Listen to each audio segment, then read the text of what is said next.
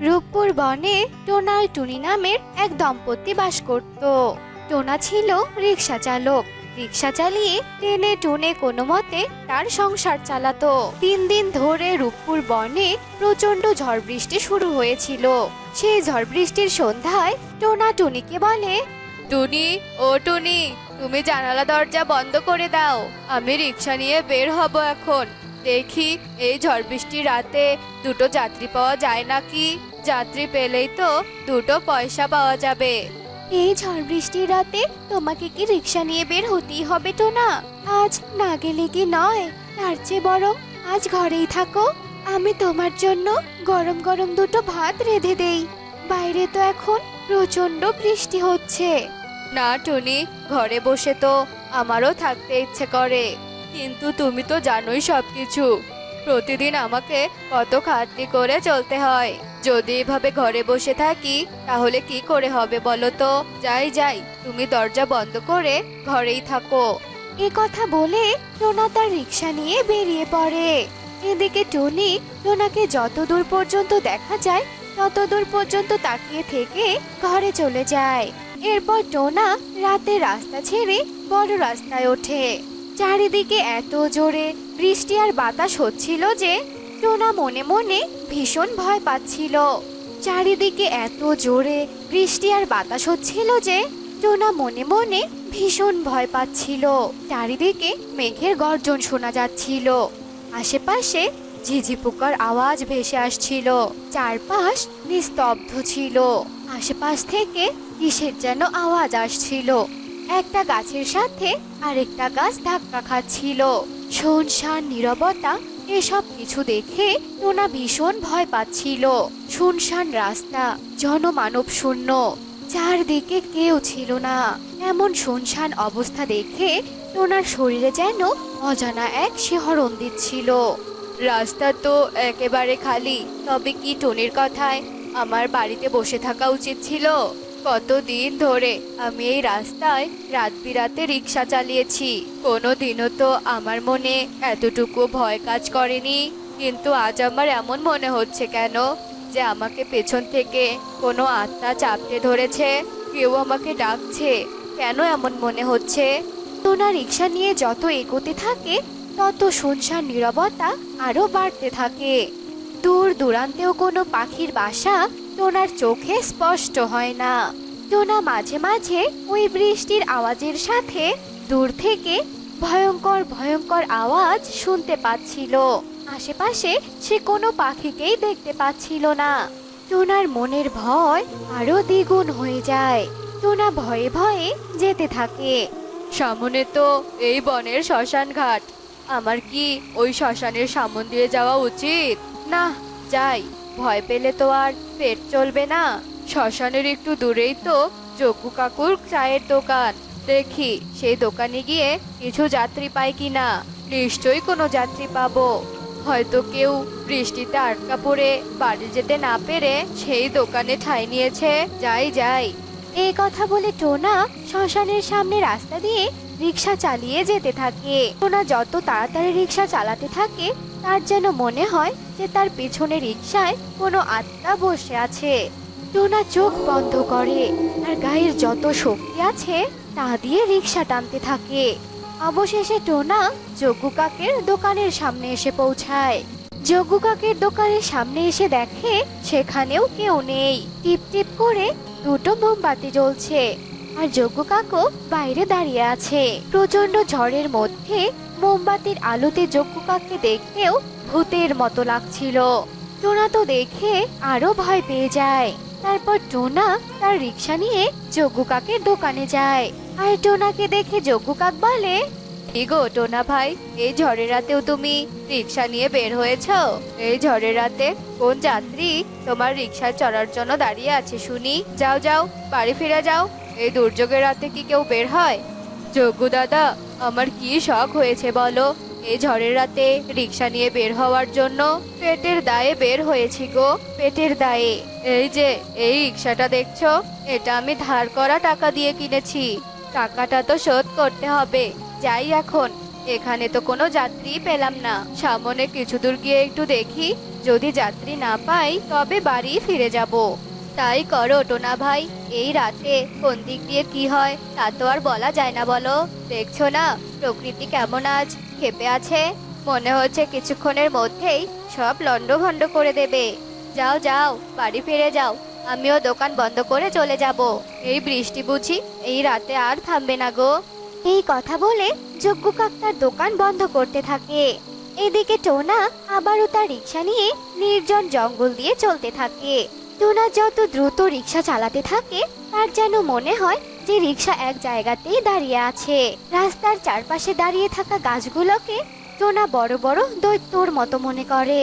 টোনা বৃষ্টির ঝাপটায় সামনে কি আছে তা ভালোভাবে দেখতেও পাচ্ছিল না। হঠাৎ করে টোনা দেখে এক সুন্দর অপরূপা পাখি তার রিক্সার সামনে এসে দাঁড়িয়েছে। টোনা সঙ্গে সঙ্গে রিক্সা থামিয়ে বলে, কি গো দিদি, আপনি কি পাগল হয়ে গেছেন? এভাবে কি কেউ রিক্সার সামনে এসে দাঁড়ায়? যদি আমি বেখেয়ালে আপনার গায়ে রিক্সা লাগিয়ে দিতাম তবে দোষ তো আমারই হতো, তাই না?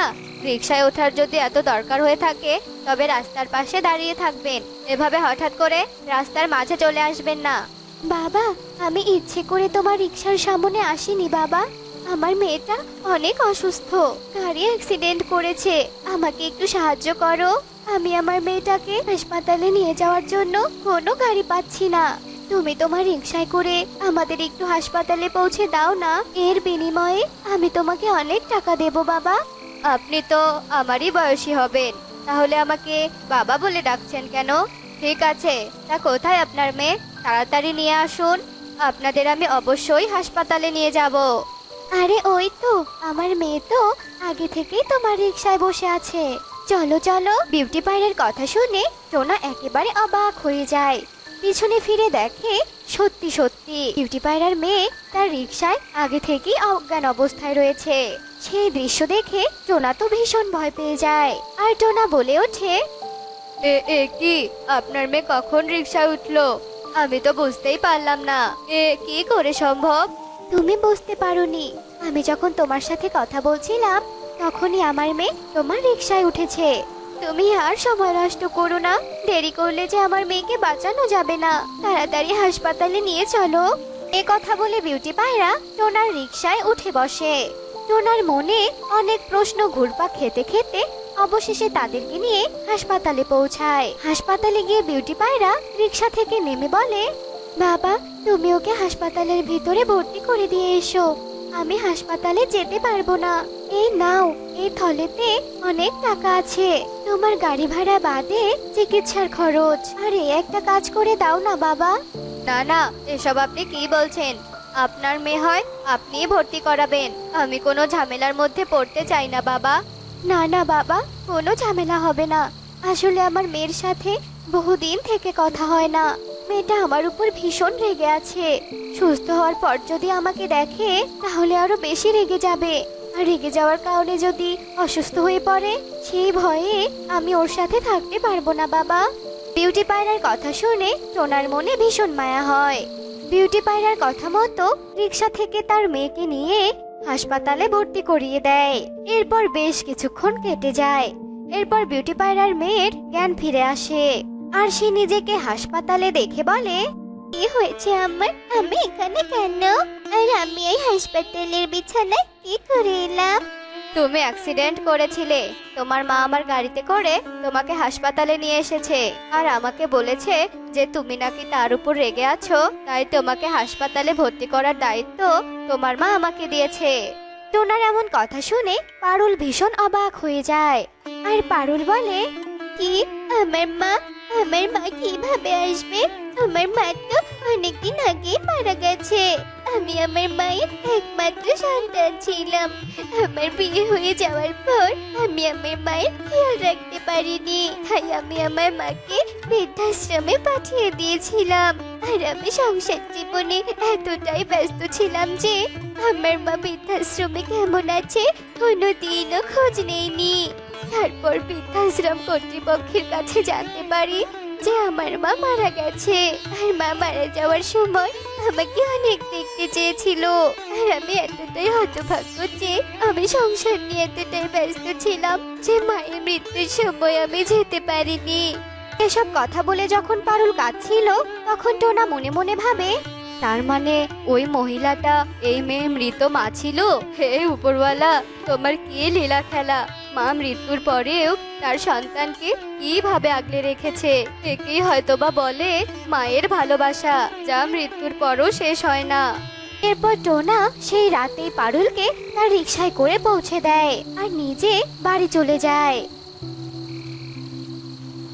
টোনা এই রাতের সব কাহিনী তার বউকে বলে, আর তারপর থেকে টোনা এক রাতের কাহিনী কখনো ভুলে যেত না। তার এই কাহিনী সব সময় মনে ছিল। তো বন্ধুরা, তোমাদের কি এরকম কোনো রাতের কাহিনী আছে? যদি থেকে থাকে তবে তা কমেন্টে জানাতে ভুলো না কিন্তু। সব দিক দিয়ে টুনির সাথে কেউ পারবে না। টুনির কোনো তুলনাই হয় না, বুঝেছিস? মা শোনো, টুনি যতই সুন্দরী হোক না কেন, ও যে একটা গেও মেয়ে। আর শহরে ভার্সিটির সব মেয়েরা আমার জন্য পাগল। আর আমি তাদেরকে রেখে যদি টুনিকে বিয়ে করি, তাহলে আমি বন্ধুদের সামনে আমার মুখ দেখাবো কি করে, তুমি বলো মা? কি? ও বুঝেছি বুঝেছি, ছেলে তো আমার এখন বড় হয়ে গেছে কিনা, তাই এখন আর সে মায়ের কথা শুনবে না। আমি তোর কোনো কথাই শুনতে চাই না। তুই যদি টুনিকে বিয়ে না করিস তাহলে তুই আমার মরা মুখ দেখবি, এই আমি বলে দিলাম। মিনু টুনটুনির কথা শুনে টোনা নিরুপায় হয়ে যায় আর সে বিয়েতে রাজি হয়। আসলে টোনা ছিল শহরের ছেলে। টোনা শহরে পড়াশোনা করে আর একটা চাকরি করে, আর তার মা মিনুকে নিয়ে শহরেই থাকে। অন্যদিকে টোনার মা মিনু টুনটুনি টোনার সাথে গ্রামের মেয়ে টুনির বিয়ে ঠিক করেছে। টুনি অনেক সুন্দরী থাকলেও অনেক গেও ছিল।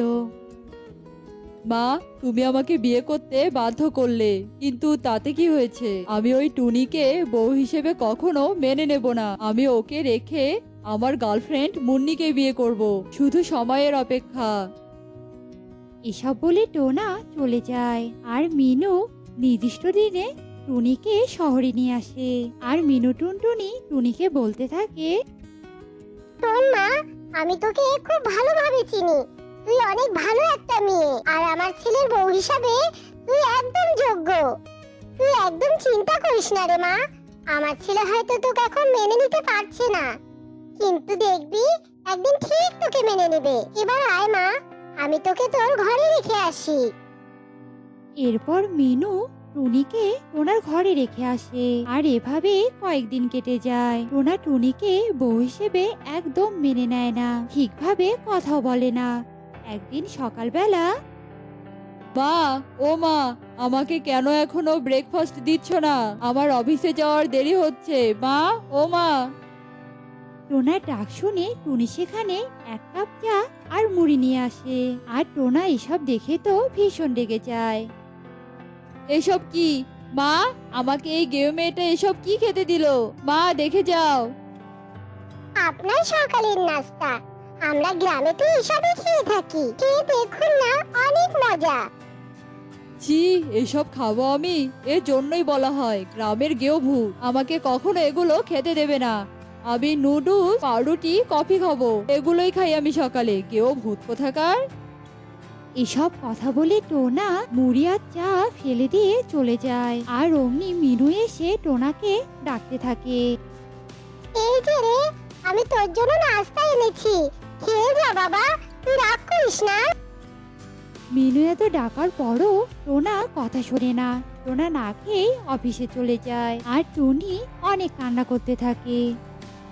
মা, সত্যি আমি আপনার ছেলের যোগ্য নই। আমি যে কিছুই পারি না মা। দূর পাগলি, তুই এত কাঁদিস না তো। আমি তো তোর মা, তাই না? আমি তোকে টোনার পছন্দ অপছন্দ সবকিছু বলে দেব, আর সব রান্না আমি তোকে শিখিয়ে দেব। এবার তুই চোখের জল মোছ তো। মিনু টুনটুনির কথা শুনে টুনি তার চোখের জল মুছে ফেলে। এভাবে দিন কাটতে থাকে। মিনু টুনটুনি টুনিকে সব ধরনের রান্না শেখাতো। আর এভাবে আরো দিন কাটতে থাকে। কিন্তু একদিন টোনা মুন্নি নামের এক মেয়েকে বিয়ে করে নিয়ে আসে। আর এ দেখে তো মিনু আর টুনি ভীষণ অবাক হয়ে যায়। এ কি রে বাবা টোনা, এ আমি কি দেখছি? তোর সঙ্গে এটা কে? নতুন বউ মানে? তার মানে তুই বিয়ে করেছিস?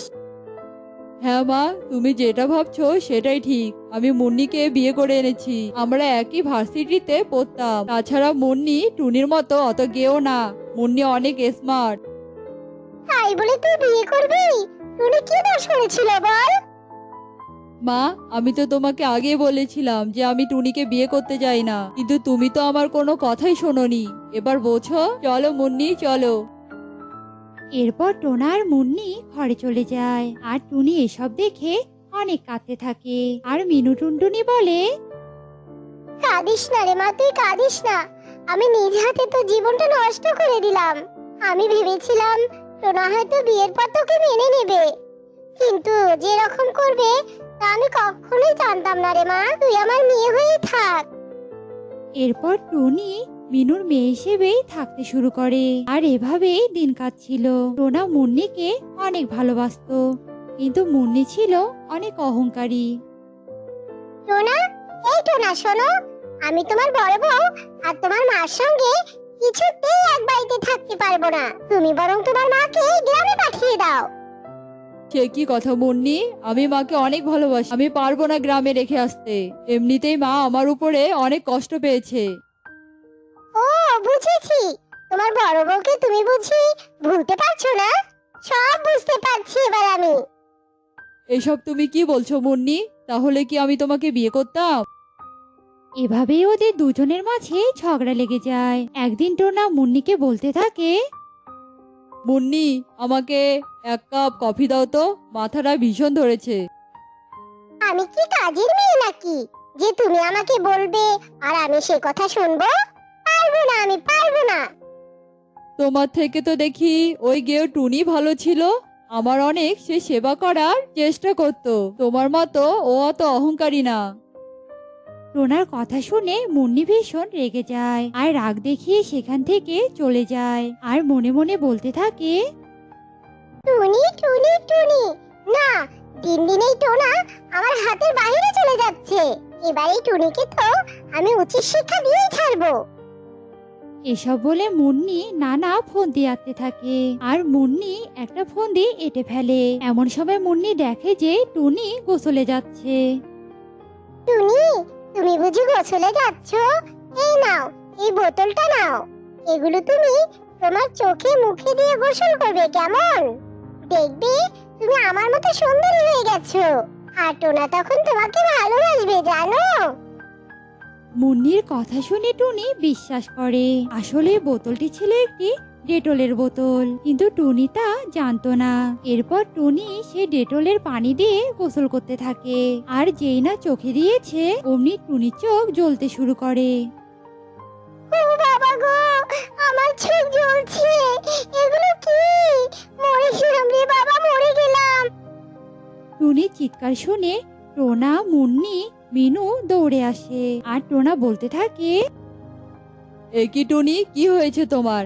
আর তুমি হঠাৎ ডেটল দিয়ে স্নান করতে এসেছো কেন? হ্যাঁ, আমাকে এটা মুন্নি দিয়েছে। ও বলেছে আমি এটা চোখে মুখে দিলে অনেক সুন্দরী হব। আর মুন্নির কথা মতো আমি চোখে ঢেলে দিতেই আমার চোখ ভীষণ জ্বালা করছে। মরে গেলাম, চোখ খুব জ্বালা করছে। টুনির কথায় ওরা অনেক অবাক হয়ে যায়। আর মুন্নি ভীষণ ভয় পেয়ে যায়। এরপর টোনা টুনির চোখে পানি ঢেলে দেয়। দেখ টোনা বাবা, দেখ তোর এই বউ কত নিচে নেমে গেছে। ও কি না আজ টুনির সাথে এত বড় অন্যায় করলো? মুন্নি, টুনি এসব কি বলছে? না মানে টোনা, ইয়ে মানে আমি তো ওকে ডেটল দিয়ে গোসল করতে বলছিলাম শুধু। থাক, তুমি যে কি কি করতে পারো তা আমি ভালো করেই জানি। অনেক অন্যায় আমি তোমার সহ্য করেছি, কিন্তু আর নয়। তুমি এক্ষুনি এই বাড়ি থেকে বের হয়ে যাও। তোমাকে আমি ডিভোর্স লেটার পাঠিয়ে দেব। টোনা, তুমি এমনটা করো না টোনা, তুমি আমাকে ক্ষমা করে দাও না গো। মুন্নি অনেকবার ক্ষমা চাওয়ার পরেও টোনা মুন্নিকে বাড়ি থেকে বের করে দেয়। মা, তুমি আমাকে ক্ষমা করে দাও মা। টুনি গেও বলে আমি ওকে অনেক অপমান করেছি। আমি মুন্নির প্রেমে অন্ধ হয়েছিলাম। টুনি আমার জন্য যোগ্য। টুনি, আমাকে ক্ষমা করে দাও। দেখেছো বৌমা, দেখেছো? আমি তোমাকে বলেছিলাম না, আমার ছেলে একদিন ঠিক তোমাকে ভালোবাসবে, তোমাকে মেনে নেবে। এরপর ওরা সবাই অনেক খুশি হয় আর সুখে শান্তিতে দিন কাটাতে থাকে। পাচ্ছি না। টোনা, তুমিও তো ভেবো না, মা আমায় বিয়ের সময় যে বালাজোড়া দিয়েছিল, তুমি বরং সেগুলো বাজারে নিয়ে গিয়ে বিক্রি করে দাও। তাতে যদি আমাদের সংসারটা দুদিন একটু ভালো করে চলে। না না টুনি, তোমার মায়ের রেখে যাওয়া সেই স্মৃতিটুকু আমি কিছুতেই বিক্রি করতে পারবো না। দরকার হলে আমরা আরো দুদিন না খেয়ে থাকবো। টোনা, এভাবে না খেয়ে থাকতে থাকতে তো আমরা মারা যাব। তাই বলছি কি টোনা, তুমি আর কোনো কথা বাড়িও না তো। আমার যে খুব খিদে পেয়েছে টোনা, আমি যে আর না খেয়ে থাকতে পারছি না। এ কথা বলে টুনি তার বালাজোড়া এনে টোনাকে দেয়। আর টোনা বাধ্য হয়ে সেগুলো বিক্রি করার জন্য বাজারে যায়। তারা ছিল অনেক গরিব, ঠিকমতো দুবেলা খাবারও খেতে পারতো না। এভাবে সুখে দুঃখে একসাথে পাশে থেকেই তাদের দিন কাটছিল। কি হয়েছে টুনি, তুমি কি কিছু বলবে আমাকে? বলছি কি টোনা, আজ সকালে দিদি আমাকে ফোন করেছিল। আজকে নাকি দিদি আমাদের বাড়িতে আসবে। টোনা, তুমি তো জানোই দিদির কত ভালো ঘরে বিয়ে হয়েছে, কত ভালো ভালো খাবার খায়। আর দিদি আসলে তো আমি এসব সস্তা খাবার দিতে পারবো না। তাই বলছি কি, তুমি যদি আমাকে কিছু ভালো বাজার করে এনে দিতে পারতে অনেক ভালো হতো। তুমি তো জানোই টুনি, আমাদের কত অভাবের সংসার, আমরাই তো ভালোভাবে চলতে পারি না। তাই ঘরে যা খাবার আছে তাই তোমার দিদিকে খেতে দেবে, বুঝেছো? আমি এখন বাইরে যাই, দেখি কোনো কাজ পাই কিনা। এ কথা বলে টোনা বাইরে চলে যায়। আর টুনি তার দিদির জন্য ঘরের সস্তা খাবারই রান্না করতে থাকে। দেখতে দেখতে বিকেল হয়ে যায় আর টুনি তার বোনের জন্য অপেক্ষা করতে থাকে। অবশেষে টুনি দেখে তার বোন হেলিকপ্টারে করে বাসায় আসছে। এতদিন পর টুনি তার বোনকে দেখে অনেক খুশি হয়। দিদি, জানো তোমাকে দেখে আমার যে কি ভালো লাগছে। কতদিন পর তোমাকে দেখলাম আমি। তা দিদি, তুমি কেমন আছো? হ্যাঁ রে, বড় লোকরা কেমন থাকে সেটা তো তুই ভালো করেই জানিস। আর এখন এসব ন্যাকামো না করে তাড়াতাড়ি এসিটা চালু করে দে তো। আমার যে খুব গরম লেগেছে রে। আর তুই তো জানিস ছোটবেলা থেকে আমি একদম গরম সহ্য করতে পারি না। কিন্তু দিদি, আমার বাসায় তো কোনো এসিই নেই। তুমি বসো, আমি তোমাকে হাত পাখা দিয়ে বাতাস করছি। কি কি বললি তুই? সামান্য একটা এসি তোর বাসায় নেই? হ্যাঁ রে, টোনা কি এখনো দিনমজুরের কাজ করে নাকি বলতো? আমি তোদের কতবার বলেছি টোনাকে একটা ভালো ব্যবসা ধরিয়ে দেই, কিন্তু তোরা তো আমার কোনো কথাই শুনিস না। জানিস কালু কত ভালো ব্যবসা করে, আর তাতে আমাদের অনেক ভালো রোজগার হয় রে। দিদি, ব্যবসা করার মতো টাকা কি আমাদের কাছে আছে বলো? তুমি কেন এসব কথা বলছো আমাকে? আমি এই ভাঙা ঘরে অনেক ভালো আছি। দিদি, এখন খাবে চলো তুমি। এ কথা বলে টুনি কিছু শুকনো রুটি এনে মিনুকে দেয়। আর শুকনো রুটি দেখে তো মিনু একেবারে রেগে যায়। শয়তান টুনি, তুই আমাকে এখন শুকনো রুটি খেতে দিলি? আমি কি তোর বাড়ির শুকনো রুটি খেতে এসেছি নাকি বলতো? তুই জানিস আমার বাড়ির কাজের লোকেরাও এসব খাবার খায় না। আমি এই প্রথম তোর বাড়িতে এলাম, আর তুই আমাকে শুকনো রুটি খাইয়ে অপমান করছিস। দিদি, রাগ করো না দিদি, আমি তোমায় কোথায় অপমান করলাম? বরং তুমি তো আমাকে অপমান করছো। আমার সামর্থ্যে যা আছে আমি তো তোমাকে সেটাই খেতে দিলাম দিদি। আমি গরিব বলে তুমি আমাকে এত কথা শোনালে দিদি। ভেবেছিলাম তোমার সাথে সুখ দুঃখের কথা বলবো, কিন্তু তুমি তো এসেই আমার সাথে কেমন জানি করছো। আমি এবার ভালো করে বুঝতে পারছি রে, আসলে তোর বাড়িতে আসাই আমার ভুল হয়েছে। ইস, আমি যদি আজ কালুকে এখানে নিয়ে আসতাম তাহলে আমি ওর কাছে কত ছোট হয়ে যেতাম। তোর বাড়ির পরিবেশ দেখেই তো আমার ঘেন্না হচ্ছে রে। কালু এলে তো এক মুহূর্তও থাকতে পারতো না। যত সব ছোট লোকে কারবার। তুই বরং থাক কেমন, আমি বাসায় চললাম। এ কথা বলে মিনু অনেক রেগে আবারও প্লেনে করে সেখান থেকে চলে যায়। আর মিনু চলে যাওয়ার পরই টোনা বাসায় ফিরে আসে। সে কি টুনি, কি হয়েছে তোমার? তুমি এভাবে কাঁদছো কেন? আর তোমার দিদির যে আসার কথা ছিল সে এখনো আসেনি নাকি? কি গো টুনি, চুপ করে আছো কেন, বলো না। এরপর টুনি কেঁদে কেঁদে টোনাকে সব কথা খুলে বলে। সব শুনে টোনাও অনেক কষ্ট পায়। এভাবেই বেশ কিছুদিন কেটে যায়। অন্যদিকে কালু কাকা একদিন মিনুকে বলে, মিনু, আজ আমি মনে হয় কাজে যেতে পারবো না গো। আমার বুকের বাঁ পাশে কেমন যেন ব্যথা করছে। ঘরে যা ওষুধ ছিল সেটা খাওয়ার পরেও একটুও ব্যথা কমছে না মিনু। সে কি, এসব তুমি কি বলছো গো? চলো, আমি তোমাকে ভালো ডাক্তারের কাছে নিয়ে যাচ্ছি। এ কথা বলে মিনু কালুকে ডাক্তারের কাছে নিয়ে যায়। আর ডাক্তার কালুকে চিকিৎসা করে দেখার পর কিছু ঔষধ লিখে দেয়। আর মিনু সেই অনুযায়ী ঔষধ নিয়ে কালুকে খাওয়াতে থাকে। কিন্তু কালুর ব্যথা কিছুতেই কমছিল না। এভাবে যতই দিন যাচ্ছিল, মিনু তাদের ব্যবসার সব টাকা পয়সা, বাড়ি গাড়ি সবকিছু বিক্রি করে কালুর চিকিৎসা করাচ্ছিল। মিনু শত চেষ্টা করার পরেও তার স্বামী কালু কাককে বাঁচাতে পারে না। হায় হায়, এবার কি হবে? আমি তো কালুকে চিকিৎসা করাতে গিয়ে সব কিছুই শেষ করে ফেলেছি। এখন তো আমি নিঃস্ব হয়ে গেলাম। যাই, আজ থেকে বরং আমি ভিক্ষে করব। এছাড়া যে আমার আর কোনো উপায় নেই। এরপর থেকে মিনু সেই বনের পাখিদের কাছ থেকে সাহায্য নিয়ে চলতো। তবে রোজ রোজ মিনুকে সাহায্য করতে করতে সবাই বিরক্ত হয়ে যেত। এক পর্যায়ে তারা আর মিনুকে কোনো সাহায্য করে না। এখন আমি কি করব? এই বনে তো আর কেউই আমাকে সাহায্য দিচ্ছে না। না, আমি বরং পাশের বনে যাই, সেখানে হয়তো আমি অনেক ভালো সাহায্য পাবো। এ কথা বলে মিনু উড়তে উড়তে পাশের বনে যায়। আর এরপর থেকে রোজ সবার কাছে সাহায্য চাইতে যেত। একদিন টুনি জল আনার জন্য নদীর ধার দিয়ে যাচ্ছিল। আর তার সাথে মিনুর দেখা হয়। দিদিকে এ অবস্থায় দেখে তো টুনি একেবারে চমকে যায়। এরপর জানতে চাইলে মিনু সব কথা টুনিকে বলে। দিদি, এইসব শুনে সত্যি আমার অনেক কষ্ট হচ্ছে রে। তবে দিদি, আজ থেকে তুই আর ভিক্ষা করবি না। তুই আজ থেকে আমাদের বাড়িতেই থাকবি। আমরা যা খাবো তুইও সেটাই খাবি রে দিদি। তুই সত্যি বলছিস রে বোন?